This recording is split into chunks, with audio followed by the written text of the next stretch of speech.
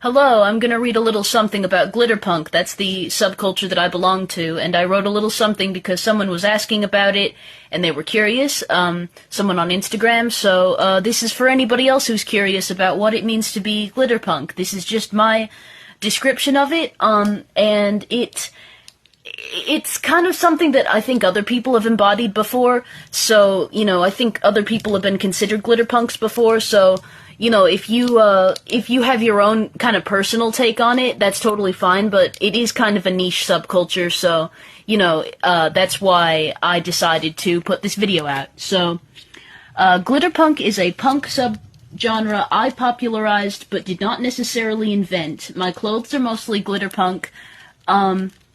It involves punk themes like ripped clothing with spikes and leather, as well as bright elements of color and glitter. Glitterpunk also has elements of glam rock, emo, queercore, and drag aesthetics. I don't think glitterpunk music exists, but I imagine it would sound like a mix of television personalities and Kesha. Glitterpunk is also DIY heavy and anti-capitalist. I do make a lot of clothes myself.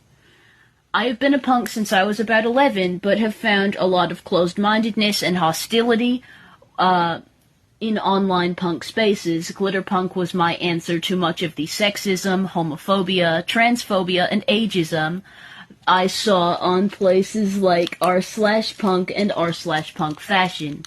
I wanted to add bright elements as a symbol of creative freedom and diversity.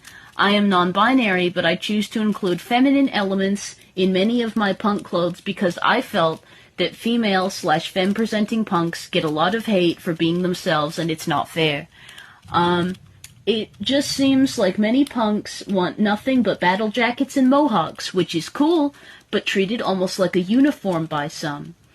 I think punk should remain diverse, creative, and open to change, but there are people within the subculture who have rigid ideas of what it should mean to be a punk in their eyes, which seems to defeat the point of punk entirely.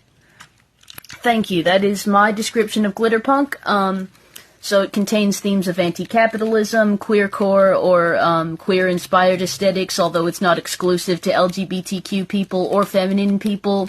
I don't always present femme when I wear glitterpunk clothes, but I acknowledged that because it is meaningful to what inspired the whole thing for me personally.